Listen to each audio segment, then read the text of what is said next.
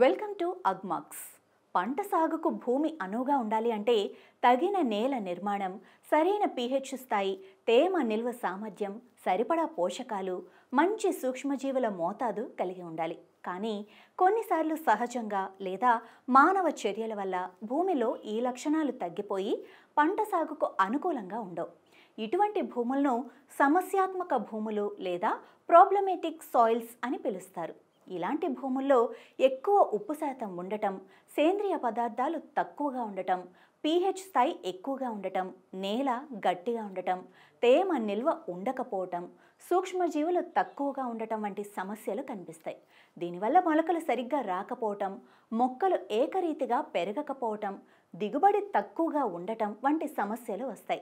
అలాగే నీటిపారుదల సరిగ్గా లేకపోవటం, రసాయనిక ఎరువులు వాడటం, సరైన విధంగా పంటలు మార్చి సాగు చేయకపోవటం వల్ల భూమి సారత్వం మరింత తగ్గుతుంది.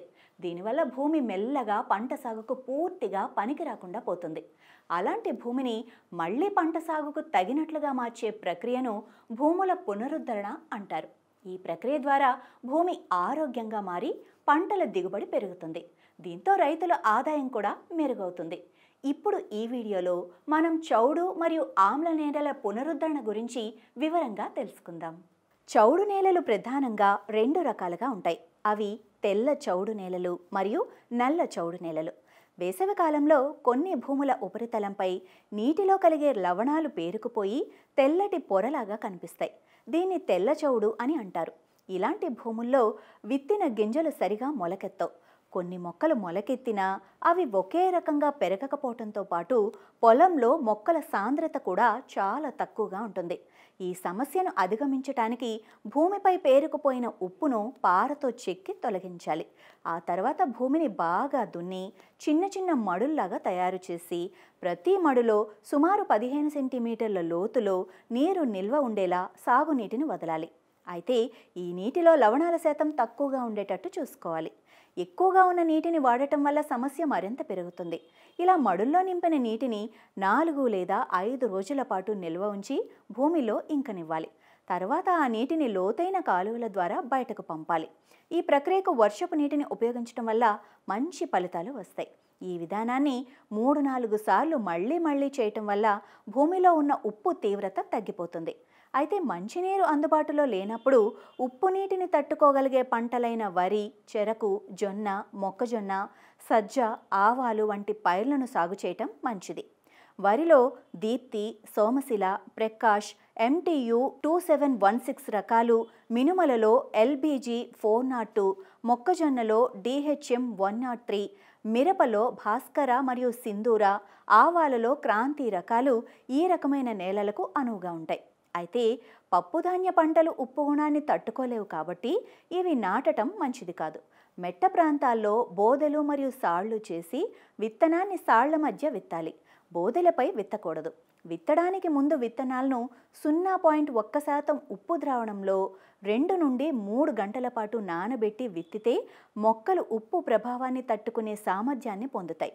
అంతేకాక భూమిలో జీవ పదార్థాన్ని పెంచేందుకు పశువుల ఎరువు, కంపోస్ట్ మరియు పచ్చిరొట్ట ఎరువులతో పాటు భూమిలో ఆమ్ల గుణాన్ని కలిగించే urea, ammonium sulphate, super phosphate వంటి రసాయనిక ఎరువులను వాడటం వల్ల చౌడు ప్రభావాన్ని తగ్గించవచ్చు.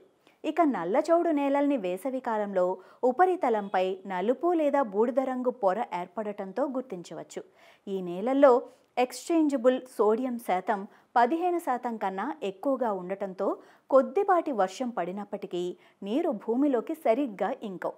ఈ నేలలు ఎండినప్పుడు చాలా గట్టిగా మారటం వల్ల సాగుకు అనుకూలంగా ఉండవు.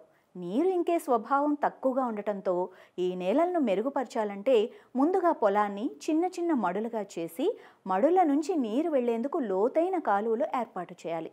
ఈ సమస్యను అధిగమించేందుకు ముఖ్యంగా జిప్సంను భూసార పరీక్షలను బట్టి వాడాలి. అయితే భూసార పరీక్ష ఫలితాలు అందుబాటులో లేనప్పుడు ఎకరానికి సుమారుగా 1.2 నుండి 1.6 టన్నుల జిప్సాన్ని వేయాలి.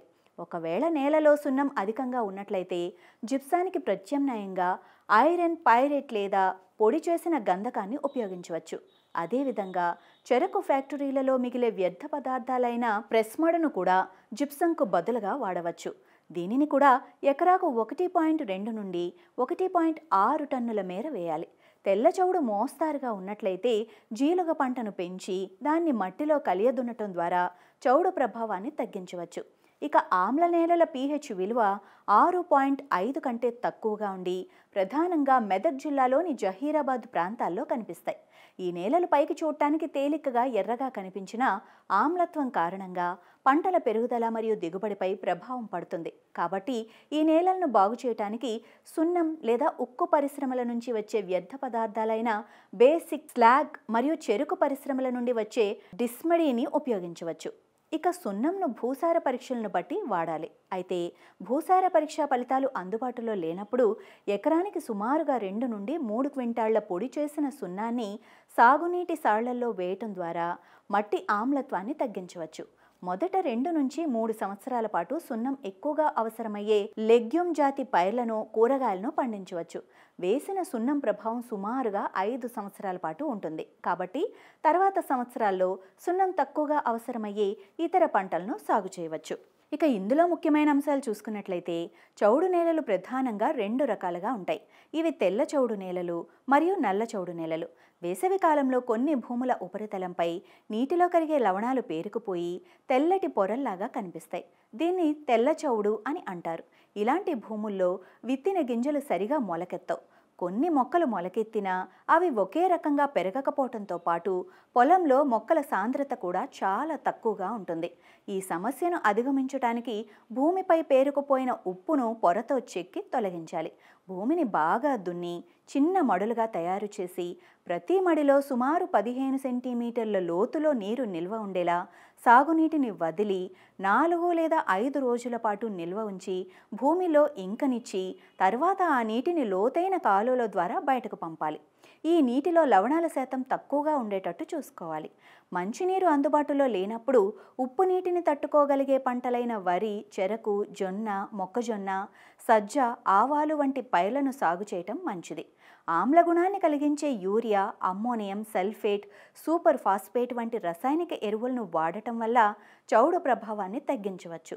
నల్ల చౌడును అధిగమించేందుకు జిప్సంను ఎకరానికి సుమారుగా 1.2 నుండి 1.6 టన్నులు వేయాలి. ఇక ఆమ్ల నేలలను pH విలువ 6.5 కంటే తక్కువగా ఉంటుంది. ఈ నేలలను బాగు చేయడానికి సున్నం లేదా ఉక్కు పరిశ్రమల నుంచి వచ్చే వ్యర్థ పదార్థాలైన బేసిక్ స్లాగ్ మరియు చెరకు పరిశ్రమల నుండి వచ్చే ప్రెస్మడీని ఉపయోగించవచ్చు.